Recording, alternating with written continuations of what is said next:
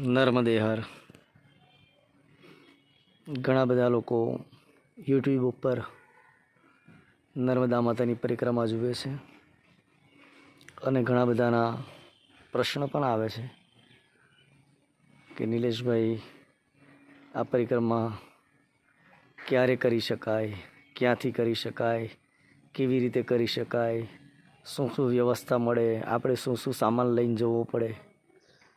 તો આજે અમરકંટક તીર્થની અંદર થોડીક એની માહિતી આપી દઈએ.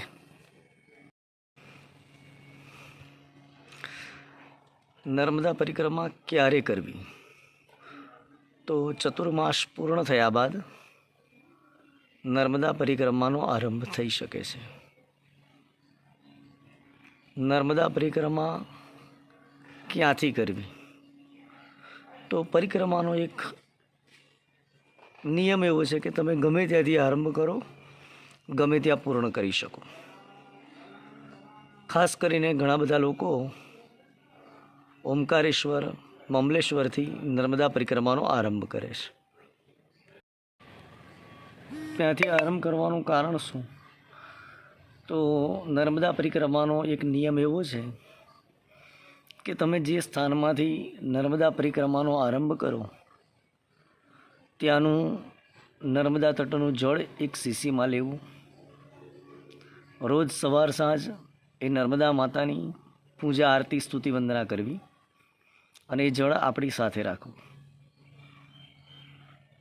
સમુદ્ર અને રેવાનું જ્યાં સંગમ થાય છે, જ્યાં આપણે બોટમાં બેસીને પાર કરતા હોય ત્યારે વચ્ચે સંગમના સ્થળે જઈ થોડું જળ સમુદ્રમાં પધરાવી, એક ધોતી પધરાવી, ગંધ પુષ્પ વડે સમુદ્ર અને નર્મદાજીનું થોડું પૂજન કરી ત્યાંનું થોડું જળ નર્મદા જળની શીશીમાં ઉમેરવું. ફરી એ શીશી આપણી સાથે રાખવી. ઉત્તર તટની યાત્રા જ્યારે પૂર્ણ થાય અને અમરકંટકમાં માયકી બગિયા આવો કે જે નર્મદા માતાનું ઉદ્ભવ સ્થાન છે, એ કુંડની અંદર થોડું જળ રેડી અને એ કુંડનું જળ આપણી શીશીમાં થોડું ઉમેરવું. પછી જ્યારે સંપૂર્ણ પરિક્રમા પૂર્ણ થાય ત્યારે એ જળ ઓમકારેશ્વર જઈને ચડાવવાનું રહે છે. જ્યાં સુધી જળ આપણે ઓમકારેશ્વર મહાદેવને ચડાવતા નથી ત્યાં સુધી આપણી પરિક્રમા પૂર્ણ થતી નથી. ઓમકારેશ્વર સિવાય બીજે ક્યાંકથી તમે નર્મદા પરિક્રમાનો આરંભ કરો તો તે સ્થાને નર્મદા પરિક્રમા પૂર્ણ થયા બાદ વાહન દ્વારા તમે ઓમકારેશ્વર જઈ અને આ જળ ચડાવી શકાય છે. ઓમકારેશ્વર સુધી ફરી ચાલીને જવાની જરૂર નથી. જ્યારે આપણે પરિક્રમા કરીએ છીએ ત્યારે ઓમકારેશ્વરના દર્શન આપણને થતા નથી. માટે અંતમાં પરિક્રમા પૂર્ણ થયા બાદ ઓમકારેશ્વર જઈ ત્યાં શિવજીને જળ ચડાવવું, કુમારિકાઓનું ભોજન કરવું, બ્રાહ્મણોનું ભોજન કરવું, એટલે આપણી નર્મદા યાત્રા પૂર્ણ થાય છે. નર્મદા પરિક્રમા કેટલા સમયમાં પૂર્ણ થાય? તો સૌથી પહેલાં આ નર્મદા પરિક્રમા માર્કંડેય ઋષિએ આરંભ કરેલી. સામાન્ય રીતે નર્મદા પરિક્રમા યાત્રાનો એક એવો નિયમ છે કે 3 વર્ષ 3 મહિના અને 13 દિવસ 13 ઘડીએ આ પરિક્રમા પૂર્ણ કરવી. ઘણા લોકોને સમય એટલો બધો ન હોય તો 3 મહિને, 4 મહિને, 5 મહિને પણ આ પરિક્રમા પૂર્ણ કરી શકે છે. 3 વર્ષની જ્યારે પરિક્રમા હોય ત્યારે ચતુર્માસમાં પરિક્રમામાં ચાલવાનું હોતું નથી, એક સ્થાનની અંદર સ્થિર થવાનું રહેતું હોય છે.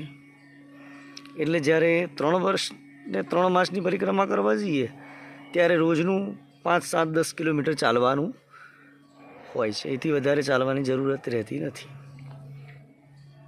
નર્મદા પરિક્રમાનો વિસ્તાર કેટલો છે? તો સામાન્ય રીતે એક ગણતરી પ્રમાણે એવું છે કે નર્મદા પરિક્રમા લગભગ 3500 કિલોમીટર જેટલી છે, 3500 કિલોમીટર. ઘણા લોકોની આ પરિક્રમા યાત્રા 3200 કિલોમીટરમાં પણ પૂર્ણ થાય અને ઘણા લોકોને 3700 કિલોમીટર પણ થતા હોય છે.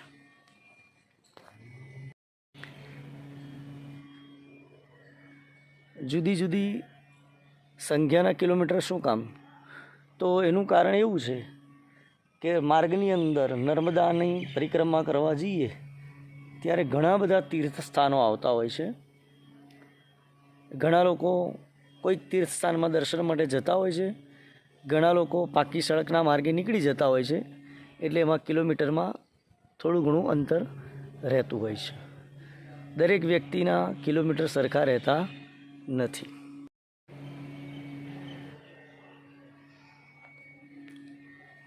નર્મદા પરિક્રમા યાત્રામાં કઈ કઈ વસ્તુઓ સાથે રાખવી? તો બને એટલી ઓછી વસ્તુઓ સાથે રાખવી. 3 જોડ કપડાં રાખવા, સ્લીપર, ચંપલ, બૂટ જે આપણને અનુકૂળતા હોય એ રાખી શકાય છે.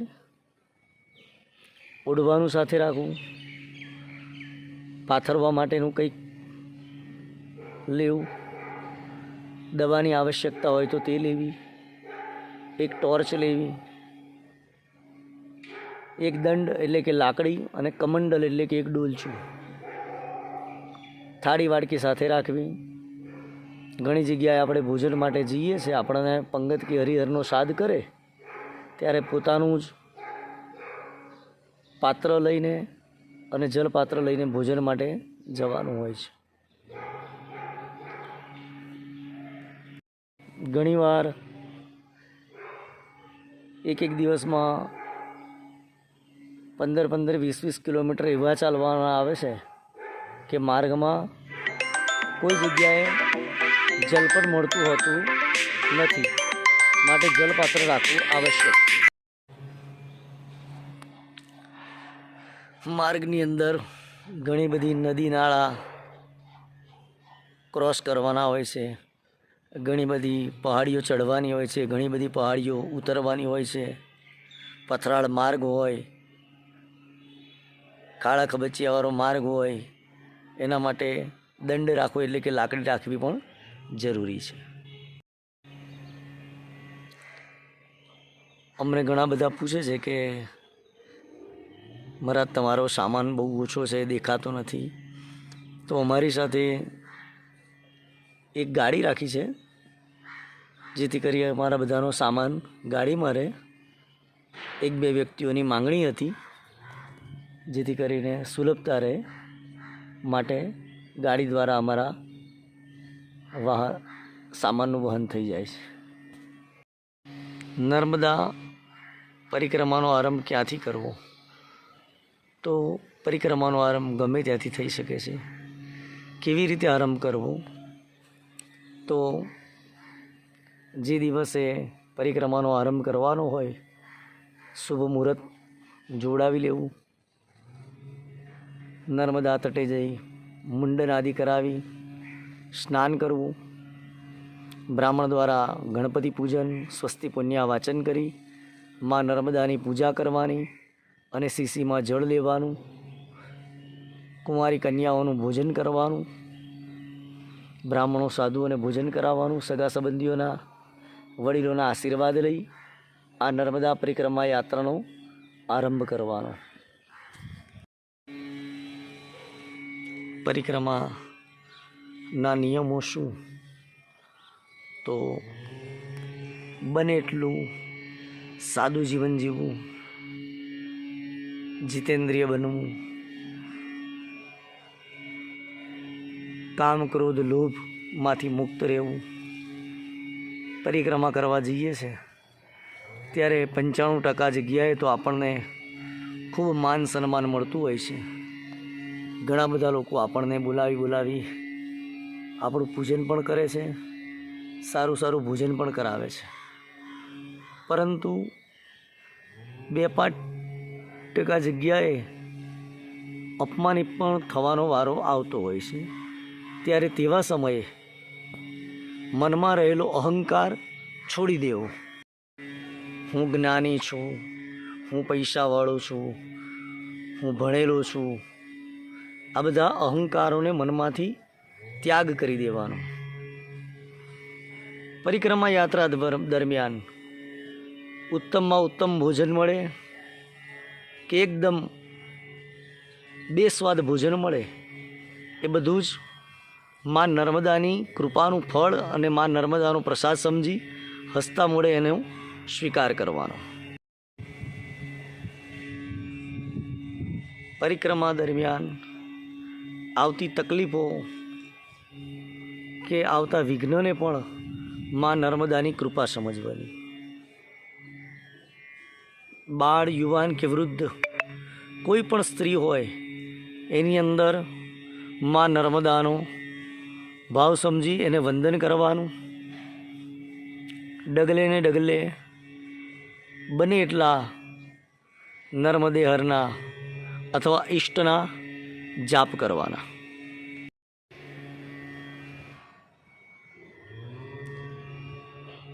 શું નર્મદા પરિક્રમા દરમિયાન નર્મદાજીના દર્શન અવશ્ય થાય છે? તો હા. કેવી રીતે? તો રામાયણમાં તુલસીદાસજી મહારાજે કહ્યું છે કે શિયા રામમય સબ જગ જાની કરહુ પ્રણામ જોરી જુગ પાની. દરેક જીવની અંદર મા નર્મદાના દર્શન કરવા. જ્યારે જ્યારે કોઈ પણ વિકટની પરિસ્થિતિ આવશે ત્યારે કોઈ પણ ભાઈ, કોઈ પણ દીકરી, કોઈ પણ બેન, કોઈ પણ વૃદ્ધ સ્વરૂપે આવીને એ આપણને માર્ગદર્શક બને છે કે બાબાજી યહાં નહીં, ઉધર જાઓ, વहाँ तुम्हारी વ્યવસ્થા હો જાएगी. મા નર્મદાના દર્શન એટલે રોડ ઉપર મગર ઉપર બેસીને સાત શણગાર સજીને 4 હાથવાળા મા નર્મદા કંઈ આપણને દર્શન દેવા આવવાના નથી. પરંતુ જ્યાં આપણે ભૂલા પડીશું ત્યાં આવીને આપણને સાચા માર્ગે લઈ જશે. એટલે સમજી લેવાનું કે મા નર્મદાજી આપણને દર્શન દીધા. નર્મદા પરિક્રમા દરમિયાન માર્ગમાં ઘણા બધા સિદ્ધ સ્થાનો આવે છે, ઘણા બધા શિવાલયો આવે છે, ઘણા બધા સાધુ સંતો મહાત્માઓના દર્શન થતા હોય છે. નર્મદા પરિક્રમા દરમિયાન મનની અંદર કોઈ પણ પ્રકારની અપેક્ષાઓ રહેતી નથી. નર્મદાના તટે જઈશું ત્યારે આપણને વિદ્વાન વ્યક્તિઓનો, પંડિત વ્યક્તિઓનો, જ્ઞાની વ્યક્તિઓનો સંગ થશે. કોઈક જગ્યાએ લુચ્ચા, લફંગા અને ગદ્દાર વ્યક્તિઓનો પણ ભેટો થઈ શકવાની શક્યતાઓ છે. કારણ કે કિરાત સુરત વાડવેશુ પંડિતે સટે નટે. આપણે આપણી સાવધાનીપૂર્વક રાખવાનું, સાવધાનીપૂર્વક આપણી પરિક્રમા કરવાની છે. નર્મદા પરિક્રમા કેટલા વ્યક્તિઓએ સાથે જઈને કરવી? તો ખરેખર તો પરિક્રમાના એક પુસ્તકની અંદર લખેલું છે કે 1 નિરંજન, 2 સુખી, 3 ખટપટ અને 4 દુઃખી. એટલે કે એક વ્યક્તિ જો પરિક્રમા કરવા જાય ને તો એ નિરંજન છે કે જેને પોતાની મસ્તીથી પરિક્રમા કરી શકતો હોય છે. 2 વ્યક્તિઓ હોય ત્યારે એને થોડું ઘણું સુખ મળે, કારણ કે ઓચિંતા કંઈક તકલીફ આવે તો એકબીજાના સહારા બનીએ. પરંતુ જ્યારે 3 વ્યક્તિ થઈ જાય એટલે સમજી લેવાનું કે આપણી પરિક્રમામાં ખટપટ શરૂ થઈ જાય છે. અને 3થી વધારે હોય એટલે કંઈક ના કંઈક દુઃખ થતા હોય છે. પરિક્રમાની અંદર અમને મંગલેશ્વરમાં જે જ્યોતિ દીદી મળ્યા હતા એમને કહ્યું હતું કે તમે જે ગ્રુપ લઈને જાઓ છો, મા નર્મદા કૃપા કરશે, તમારી પરિક્રમા યાત્રા વિના વિઘ્ને પૂર્ણ થશે. પરંતુ કાળજી રાખજો કે વચ્ચે કોઈક વાર કોઈકના મનદુખ પણ થશે, ઝઘડો પણ થશે, પરંતુ પરિક્રમા અધૂરી મૂકવાનો ક્યાંય વિચાર કરતા નહીં. ઘરના સાથે જાઓ કે પારકા સાથે જાઓ, કંઈક નાની મોટી તકલીફો થઈ શકવાની શક્યતાઓ ગણાય, પરંતુ એને પણ માં નર્મદાની ઈચ્છા સમજી હસતા મોડે આપણે આપણું કાર્ય કરવાનો સંકલ્પ દૃઢ બનાવી પરિક્રમા આપણે પૂર્ણ કરવાના પ્રયત્ન કરવા. રોજ વ્યવસ્થાઓ કેવી મળે છે? તો 50-60% જગ્યાઓ તો એવી છે કે જ્યાં સવાર ઉઠીને તરત જ આપણી તકલીફોનો આરંભ થઈ જતો હોય છે. ટોયલેટની વ્યવસ્થાઓ હોતી નથી, બહાર જવાનું, સ્નાન માટે બાથરૂમ પણ આપણને મળતા હોતા નથી. ઘણી જગ્યાએ હેડપંપ હોય છે, ઘણી જગ્યાએ કૂવા હોય, ઘણી જગ્યાએ બોરનું પાણી ચાલુ કરી દે, એનાથી આપણે આપણું નિત્યકર્મ પૂર્ણ કરવાનું. ભોજનમાં શું મળે?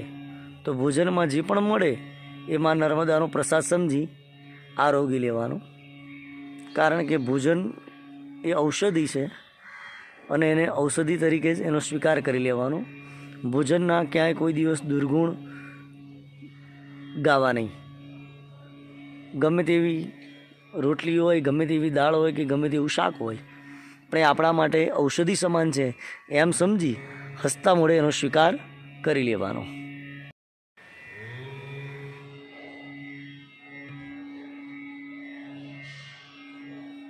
પરિક્રમા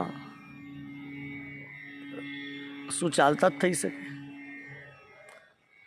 શાસ્ત્રની અંદર તો વર્ણન ચાલીને કરવાનું જ છે, પરંતુ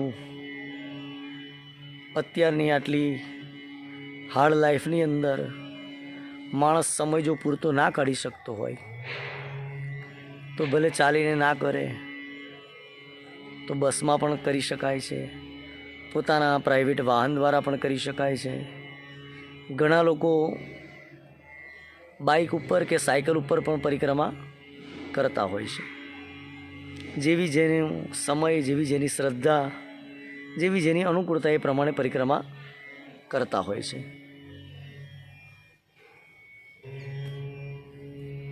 નર્મદા પરિક્રમા પૂર્ણ થયા બાદ શું કરવું? તો પરિક્રમા પૂર્ણ થયા બાદ પુનઃ એકવાર કહી દઉં કે જે સ્થાનેથી પરિક્રમાનો આરંભ કર્યો હોય એ સ્થાને આપણે પહોંચી જઈએ એટલે આપણે એ નર્મદા પરિક્રમા પૂર્ણ થઈ ગણાય. ત્યાંથી ઓમકારેશ્વર જઈ અને સાથે રહેલું નર્મદાજીનું જળ ભગવાન મહાદેવને ચઢાવવું. ઘણા લોકોને પ્રશ્ન થાય કે શું આ જળ પરિક્રમા પૂર્ણ કરી એટલે તેને તે દિવસે ચડાવી દેવું પડે કે બીજે દિવસ જરૂર જતું જ રહેવું પડે? તો એનો જવાબ એવો છે કે એવું કંઈ જરૂરી નથી. 2-5 દિવસ પછી જાઓ, મહિના પછી જાઓ તો પણ ચાલી શકે, પરંતુ જ્યાં સુધી આપણે જળ ના ચડાવીએ ત્યાં સુધી પરિક્રમાના નિયમોનું પાલન કરવું પડે. નિત્ય નર્મદા જળનું પૂજન કરવું પડે. જળ ચડાયા પછી ઓમકારેશ્વરમાં પણ આપણે કન્યા ભોજન કરી શકીએ છીએ, અથવા તો આપણી ઈચ્છા હોય કે પોતાના ઘેર આવી, ગામમાં આવી, અથવા તો જ્યાંથી નર્મદા પરિક્રમાનો આરંભ કર્યો હોય તે સ્થાનમાં જઈ નાનો એવો યજ્ઞ કરાવીએ. કુંવારિકાઓનું, બ્રાહ્મણોનું, સાધુનું, પોતાના સગા સંબંધીઓનું ભોજન પણ કરી શકાતું હોય છે. દાન દક્ષિણા આપી એમના આશીર્વાદ લેવા, વડીલોના આશીર્વાદ લેવા. માં કુલદેવી, આપણા ઈષ્ટદેવ, આપણા સદગુરુ અને આપણા પિતૃઓના આપણી પર આશીર્વાદ હોય. આપણા પિતૃઓની આપણી ઉપર કૃપા હોય તો સમજી લેવાનું કે આપણી નર્મદા પરિક્રમા વિના વિઘ્ને પૂર્ણ થશે, એમાં કોઈ સંદેહ નથી. અને માં નર્મદા નિત્ય 24 કલાક આપણી રક્ષા પણ કરતી હોય છે, આપણી સાથે જ હોય છે. નર્મદા પરિક્રમા કરનારે એક નિયમ ખાસ રાખવાનો કે કોઈ દિવસ નર્મદાના જળની અંદર કચરો ફેંકવો નહીં. અને આ નિયમ ફક્ત પરિક્રમા કરનારે નહીં, પરંતુ દરેક જીવ માત્રએ આ નિયમો પાળવાના હોય છે. કે નદીઓ એ આપણું જીવન છે. નદી નહીં હોય ત્યારે આપણી ભવિષ્યની પેઢી પણ નહીં હોય એટલું નિશ્ચિત છે. કલિયુગનો માણસ એટલો બધો મહામૂર્ખ થતો જાય છે કે ધરતીને, નદીઓને પગે લાગે છે, રોજ પ્રાર્થના કરે છે, ફૂલ ચોખા ચડાવે છે અને ધરતી પર કચરો પણ એટલો બધો ફેંકે છે. નદીઓની અંદર એટલો બધો કચરો ફેંકીને ગંદકી કરે છે, જે આપણા માટે બહુ શરમજનક વાત છે. વિદેશના લોકો એટલું તો નક્કી કે ભલે લોકો ધરતીને માં કહેતા નથી કે પથારીમાંથી પગ મૂકીને ધરતીને વંદન કરતા નથી, નદીના કિનારે જઈને દીવા કરતા નથી કે નદીઓનો સુંદરી મનોરથ કરતા નથી, પરંતુ એ લોકો ધરતીને ગંદકી પણ કરતા નથી, નદીઓને ગંદી કરતા નથી. એની સ્વચ્છતા અને પવિત્રતા તો જરૂર જાળવે છે. તો ચાલો આજથી આપણે પણ એક સંકલ્પ કરીએ કે આજથી હું ધરતી ઉપર ક્યાંય ગમે ત્યાં થૂકવું નહીં, ગમે ત્યાં ગંદકી કરું નહીં, કચરો ગમે ત્યાં ફેંકવું નહીં. નદીઓને, મારી ભારત માને હું સ્વચ્છ રાખીશ. મારી ભારત ભૂમિ સ્વચ્છ હશે તો વિશ્વની અંદર અમારા દેશનું ગૌરવ વધશે. આજે ઘણા લોકો ઇન્ડિયન ઇઝ ડર્ટી જ્યારે આવા શબ્દ બોલતા હોય ને, ત્યારે ફક્ત કોઈ એક વ્યક્તિને નહીં પરંતુ સમગ્ર હિન્દુસ્તાનીઓને એ વાત લાગુ પડતી હોય છે. માટે આપણે ખાસ કાળજી રાખવાની, આજથી સંકલ્પ લેવાનો કે હું મારા દેશ પ્રત્યેની વફાદારી રાખીશ, મારી ભારત ભૂમિને હું પવિત્ર બનાવીશ. નર્મદે હર, નર્મદે હર, નર્મદે હર. ભારત માતા કી જય.